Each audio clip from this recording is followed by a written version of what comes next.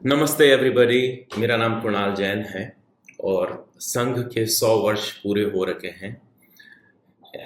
हिंदुस्तान की संरचना को चेंज करने में संघ का बहुत बड़ा हाथ है और मेरा पूरा जीवन बचपन से लेकर आज तक शायद ही कोई पल ऐसा होगा कि जब किसी न किसी तरह से आरएसएस या संघ की चर्चा के बिना पूरा दिन में कोई पल गया होगा।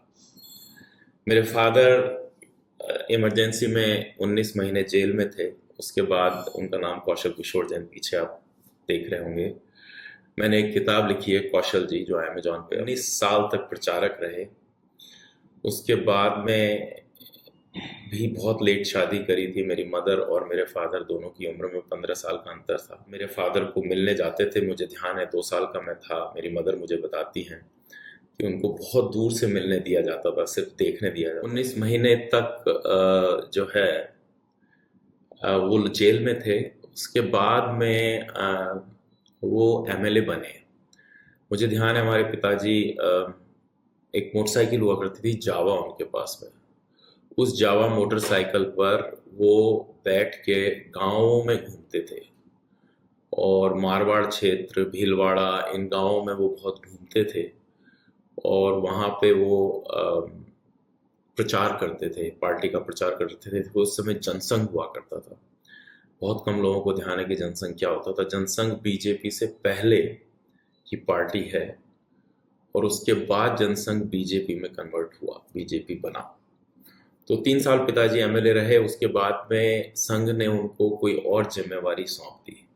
तो मुझे बड़ा आश्चर्य होता है कि उनके साथ के जो लोग थे, ज़्यादातर लोग वो आज बहुत बड़ी बड़ी सीटों पे बैठे हुए हैं। ज़्यादातर राज्यसभा के सांसद हैं या राज्यपाल हैं। केवल पिताजी एक ऐसे थे, या हो सकता है उनके जैसे और भी बहुत लोग हों, जिनको संघ ने कहा कि अब आप ये नहीं कुछ और काम करेंगे। और बस इतना कहना था कि वो भीलवाड़ा छोड़ के जयपुर आ गए, छोटी मोटी नौकरियां ढूंढी। मुझे ध्यान है हमारे घर में हमेशा पैसे की कमी रहती थी, लेकिन संघ वाले इतने आते थे। संघ से कोई ना कोई आते थे। एक सज्जन थे, उनका नाम था हस्तीमल जी, और पूरी जिंदगी उन्होंने मेरा साथ नहीं छोड़ा, दामन नहीं छोड़ा। उनकी मृत्यु हुई अभी 4-5 साल पहले। और हमेशा हमारे घर आते थे। ऐसा लगता था मुझे कि पिताजी के वो ब्रदर हैं। कोई भी काम हो पिताजी उनसे डिस्कस करते थे, वो डिस्कस करते थे। शादी के बाद जनरली जो प्रचारक होते हैं वो गृहस्थ हो जाते हैं और कुछ न कुछ पर्सनल अपने कामों में जुट जाते हैं। हमारे पिताजी गृहस्थ तो हो गए, लेकिन उन्होंने उसके बाद भी संघ का काम नहीं छोड़ा। और जैसे जैसे संघ से आदेश, वो कहते थे कि संघ से आदेश आते हैं, मुझे समझ में नहीं आते आदेश कहाँ से आते थे, लेकिन संघ से आदेश आते थे, वो उस प्रोजेक्ट को करते थे। ऐसे ही एक बहुत बड़ा प्रोजेक्ट जयपुर में 1981 में बाढ़ आई। तो एक गलता, एक स्पिरिचुअल रिलीजियस प्लेस है यहाँ पहाड़ों के बीच में, बहुत बड़ी प्लेस है। पूरा ढह गया था, बह गया था। और उस, मुझे ध्यान है मैं बहुत छोटा था, उनके साथ जाता था। पहाड़ चढ़ के जाना पड़ता था, 15 किलोमीटर ऊपर, 15 किलोमीटर नीचे। कैसे उन्होंने विश्व हिंदू परिषद के साथ मिलकर पूरे समाज को इकट्ठा किया और पूरे समाज ने तन मन धन सभी तरह का सहयोग देकर, किसी तरह जो 7 कुंड थे वहां के, उनका कमिटमेंट था कि उसमें से मिट्टी निकालनी है। और वहां जो ऊपर धार आती थी वो गंगा की धार थी, उसको बोलते थे कि ये गंगा की धारा है। और वो 7 कुंड साफ किए। उस समय कोई इक्विपमेंट नहीं होता था, कुछ नहीं होता था, हाथ से और फावड़ों से या जिससे भी। एक बहुत बड़ा काम, कई साल चला वो काम। बहुत सारी उसकी पिक्चरें आपको उस किताब में मिल जाएंगी, कौशल जी जो मैं बात कर रहा हूँ उसमें है। इसी तरह उसके बाद में फिर उन्होंने संघ के साथ मिलकर एक बहुत बड़ी यूनिवर्सिटी, केशव विद्यापीठ, जो भी वो भी जयपुर में ही है, वो भी संघ के साथ में, संघ के जो अधिकारी थे, पदाधिकारी थे। मुझे ध्यान है अटल जी आए थे उस समय केशव विद्यापीठ। आजकल तो बहुत संघ के कार्यक्रम वहाँ केशव विद्यापीठ में होते रहते हैं। मतलब आप विजन देखिए, 300 एकड़ जमीन को एक्वायर करना, पास में कोई पैसे नहीं, कुछ नहीं, कैसे समाज के सहयोग से, और उनका कॉन्फिडेंस लेवल क्या होगा। कि समाज सहयोग करेगा, और वही हुआ। करोड़ों रुपया समाज के सहयोग से आया। कैसे आया? वो स्कूटर पे बैठ के जाते थे, लोगों से रोज पैसे मांगते थे, मुझे ध्यान है। कई बार पैसे नहीं होते थे तो जो देनदार होते थे, जो वेंडर्स होते थे, जिनको पैसे देने होते थे, वो घर आ जाते थे। कॉन्ट्रैक्टर धमकाते थे पिताजी को, मुझे पैसा चाहिए, मुझे पैसा चाहिए। काम तो हो जाता था। तो ऐसे मतलब जब तक पिताजी रहे, उनकी इनकम 5,000 रुपए से ज्यादा नहीं थी। 5 से 10,000 रुपए के बीच में महीने की इनकम होती थी।